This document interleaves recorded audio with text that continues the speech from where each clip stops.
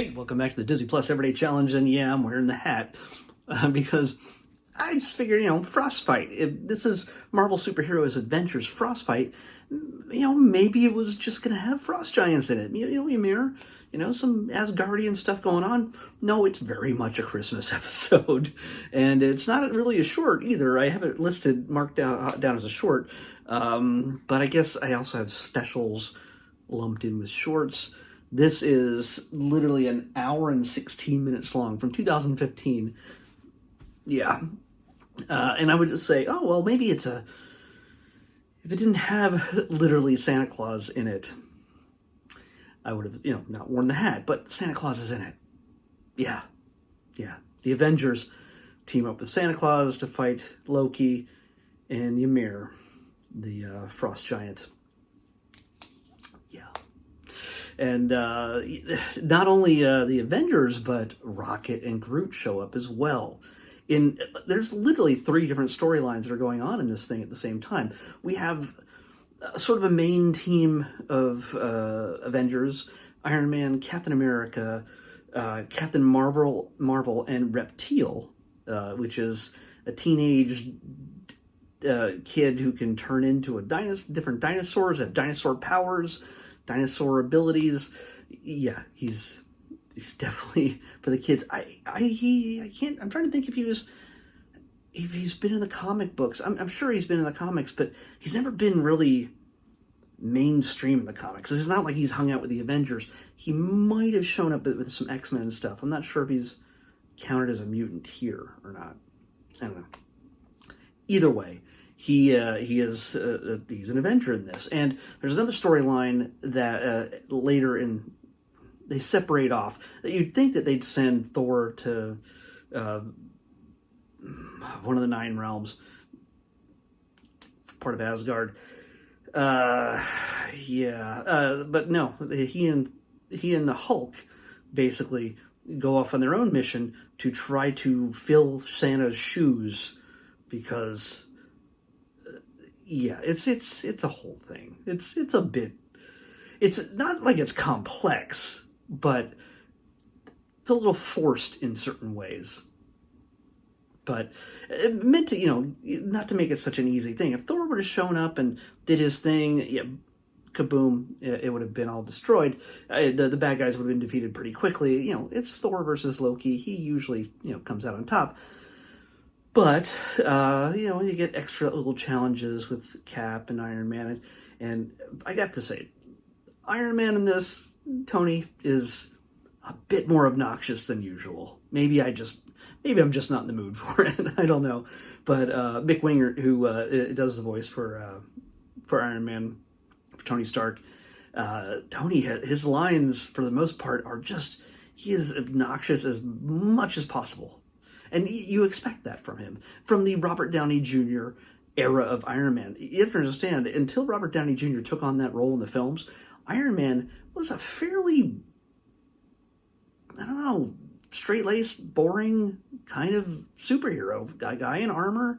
He had a drinking problem. He was, recovering from that. But beyond that, there was, he was pretty straight-laced and not super sarcastic. So the Robert Downey Jr. shaped the Iron Man of the comics, and also all the animated cartoons that came after it. So yeah, and this is very much it's very much a representation of Robert Downey Jr. in this, without Robert Downey Jr. Captain Marvel's in this. There's even a cameo appearance with no lines of She-Hulk. So yeah, there's a few little Easter eggs throughout this, despite it being a Christmas thing, Easter eggs. But yeah, we get Travis Willingham as Thor, Fred Tatasciore as Hulk and Ymir, Grey Griffin as Captain Marvel. We do not have, Black Widow and Hawkeye. I know that a lot of this stuff they try to pull from the movies as much as possible without being in the realm of, the movies. That's not the same world or anything else. And also the popularity of Rocket and Groot from the Guardians of the Galaxy film, well, it just makes sense. Let's throw them into it as well. They're the third storyline, which is, for the most part, completely separate from the main storyline with the Avengers. And they get a bounty for Santa to hunt him down because they kind of misunderstand what he does. They don't really know what he does. I don't know if there was a mistake or if somebody intentionally, I think maybe Loki might have intentionally done something to make it look like Santa's a bad guy. I don't know. I kind of faded out on that part. But it's lots of big action and it's fairly Christmas cheesy, but it's for kids. It is definitely your kids' version of the Avengers. There's nothing adult about it. It's all just good, fun action and zingers galore. You get to see for the first time, you get to see the Avengers with the Guardians, well, two of them. And it becomes a little fun little adventure. You don't see it here, but in the thumbnail, you see Rocket and Groot on it. I don't know why I totally just blanked out on seeing them. When I saw them show up in the episode, I'm like, wait, where are they? Where are these guys coming from? Didn't even realize they were part of it. But it's good. It's a good time. Let me make sure. Wow, I find it funny that the writing credits are the people that are included in the writing credits in IMDb are the people who created the characters. Like Jack Kirby is listed here. He has nothing to do with the cartoon. He's one of the creators of the characters. He did not write anything in this story, so it's funny. Troy Baker is Loki. It's all good fun. So, this is definitely, it might try your patience as an adult if you're very, locked in on how the Avengers should be, according to the films you've seen. But for kids, they should get a kick out of it. It's a sweet little Christmas story about believing in Santa, and Tony does not buy into this whole Santa thing. And the origins of Santa in this are very interesting. Turns out he's a little bit Asgardian. He's part elf and part frost giant. Yeah, there's a whole origin that has to do with that. Yeah, and there's lots of comedy. The Hulk is, this ties into the Hulk Agents of Smash and that whole Avengers era of cartoons that came out after the 2012 Avengers film. So, but in this, the Hulk is not just a rage monster. He speaks. He's not smart, not like,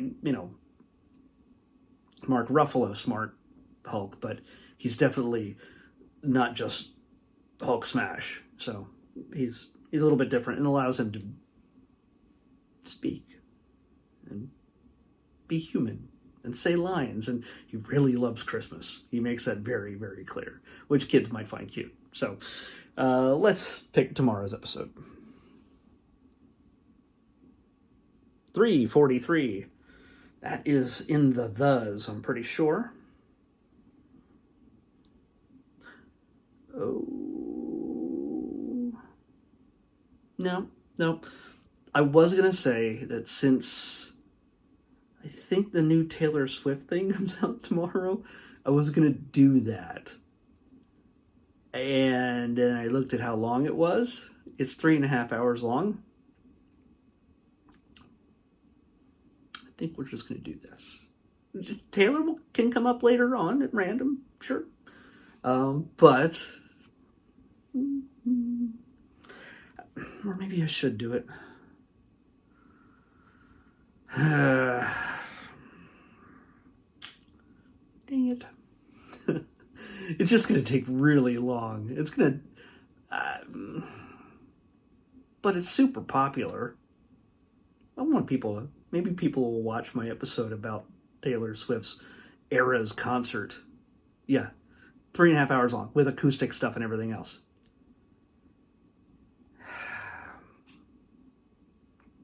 This is what came up here is a movie. So we were watching that. It's actually a classic, sort of classic. Yeah, definitely a classic movie. But I'm going to hold off on that. I'm going to put that the day after. Yeah, I'm gonna do it because that was my plan until I saw how long it was. But hey, I can put it on in the background. It's music. It's Taylor. Knock that out. I mean, can you imagine just having that just roll up on me and then randomly at some point, and I'm just like, oh, here goes 3.5 hours of my day. Not that there's anything wrong with Taylor. I'm just saying it's best that I control it. I can choose when it happens. In this case, yeah, I'm going to choose to do it. Taylor Swift, the Eras Tour, and whatever else is in that title. It's a longer title. That's what we're watching tomorrow. And then we're going to come back to what this was.